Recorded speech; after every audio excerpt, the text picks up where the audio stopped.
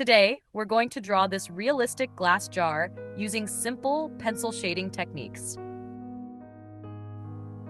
So let's start with a very simple outline. I'm keeping the outline rough at first because we can always refine it later. My camera was slightly tilted from the side while I was recording. I adjusted the perspective later. Before we start shading, take a moment to really observe your reference image. Don't try to imagine what a glass jar should look like. Instead, draw exactly what you see.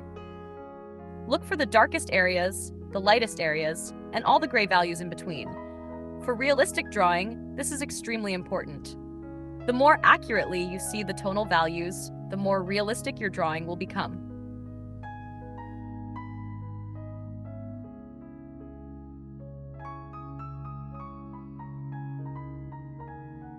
There are two different ways you can approach this.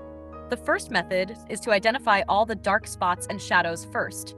So wherever you see almost black in the reference, lightly mark those areas on your drawing. I'm starting from the small top section of the jar. Notice that I'm not trying to shade everything evenly. I'm only looking for those specific dark shapes.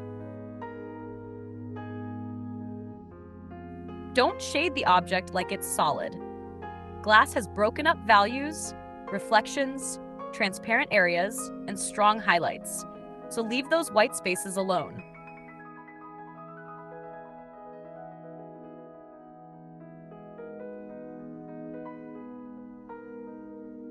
Those white areas are extremely important because they're going to create the illusion of glass.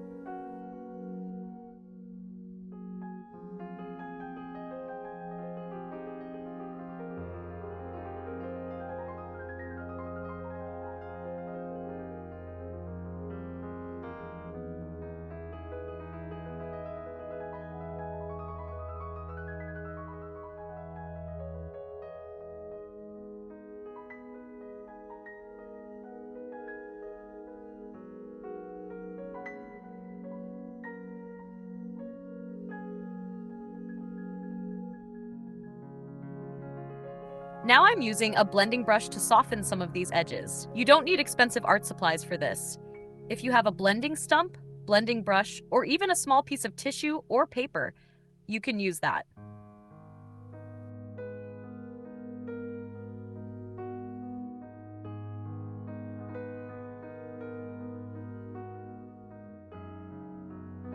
For smaller and more precise areas, I recommend using something with a pointed tip.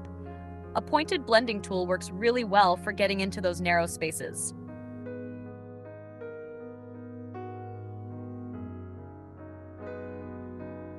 You can also use a small piece of sponge for softer blending. Now let's move on to the second method. For the rest of the drawing, I'm going to start with a light gray base. I'll lightly shade the entire area. Keep this first layer very soft and light. Again, use your preferred blending technique. I'm using a blending brush here, but you can use whatever you have available.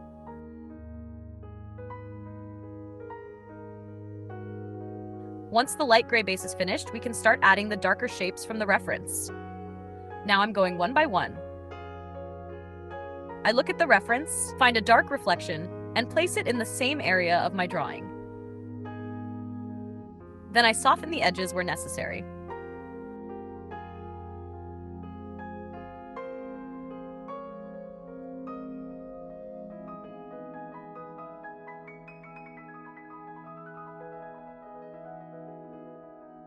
Glass doesn't have simple, predictable shading. You might have a dark line next to a completely white highlight, followed by a soft gray reflection. So don't try to make everything smooth. Follow the reference.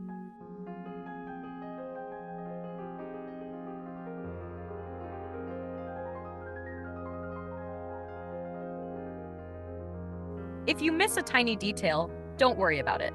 You don't have to copy every single pixel to make the drawing look realistic. Focus on the major shapes, the value changes, and the strongest contrast.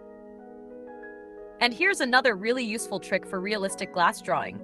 Your eraser is also a drawing tool. If you accidentally shade over a white reflection, Don't worry, you can bring that highlight back using a fine tip eraser. Just carefully erase the graphite to recreate those small white spaces. This is especially useful for glass because reflections can be extremely sharp and bright. So instead of trying to avoid every mistake, think of the eraser as another way to add detail. You can shade first, and then draw with the eraser to bring the light back.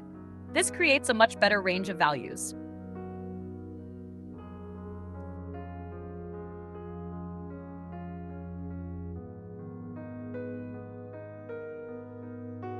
Now I'm finishing the lower part of the jar. I'm adding the cast shadow underneath it. Notice that the shadow isn't just a flat black shape. It has darker areas close to the object and softer edges as it moves away. This helps ground the glass on the surface.